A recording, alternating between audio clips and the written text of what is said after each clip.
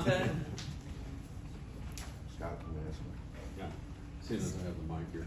How was Scatterboo out there? How was it trying to chase him down? Yeah, all week we preached on 11 hats to the ball, and he run very hard, as we can see on that goal line play. So hats off to Arizona State and that running back. He's very good. You're getting a lot of really good play from the linebackers. How much of that do you think is centered around the defensive line is starting to solidify? You guys are, as healthy as you've been, and then allowing those guys to come down and fill gaps and make plays. Yeah, shout out to Coach Brad and Coach Stu. We have like a front six meeting every week, and the front six talk about how we got to fit our gaps and how they're going to play off the D-line. And I feel like this is probably the best game we've actually played off of each other, and I'm very proud of my guys. Dontay, you played against a very good center, and you impacted the game. Was it any different, practicing or any different things that you kind of went over this week? You're going against somebody that was such highly talented as a blocker. I would say shout out to our scout team, giving us a good look. Like this year, probably the best scout team we ever had. Just them throwing the ball on us and stuff, actually challenging us, not giving up anything easy. And our line gave us the best. Actually, our scout team center is one of our D linemen, Keelan Smith.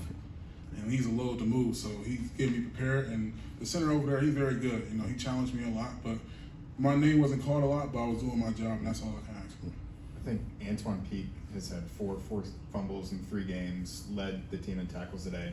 As a leader on this team, as someone who's played with him for so long, what's it mean to see him get in the spotlight and actually performing as well as he has? Yeah, his dad's a legend at the school, and he got them genetics of punching that ball up. He's the quietest guy on the team, and I'm very proud of him and how he just come up to work every day, and just a guy that just put his head down and work. And I'm pretty sure the whole team's probably proud of that guy right now.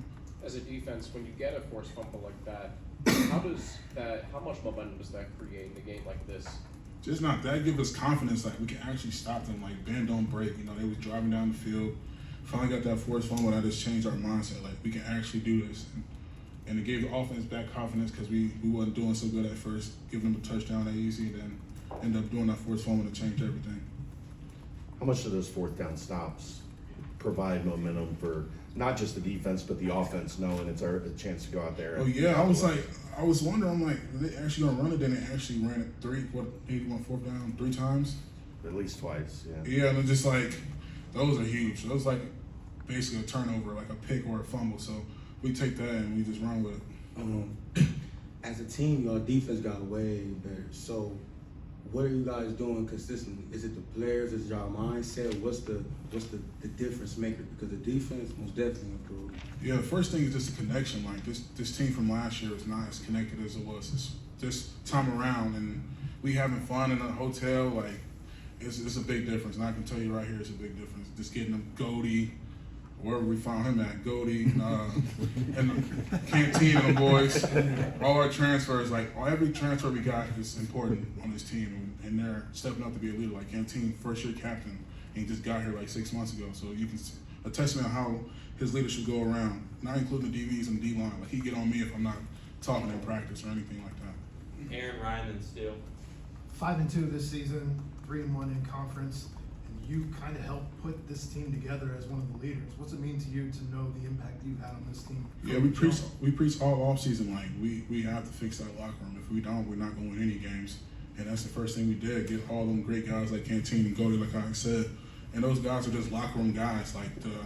The vibe around the team, even though I challenged the team the pit week because we ended up losing that game. And I challenged them remember this feeling because it's gonna go a long way. And then them last couple of games we just won came down to the wire, and we just remember that feeling. Arizona State scores on their first drive. You guys limit them to just 65 yards the rest of the half. What were those conversations like on the sideline with Coach Biden and Coach Stu? Yeah, that's one thing. Canteen, Goldie, each person at each level always come to a different group and talk to them what we got fixed, and we look at the iPad and we adjust from there.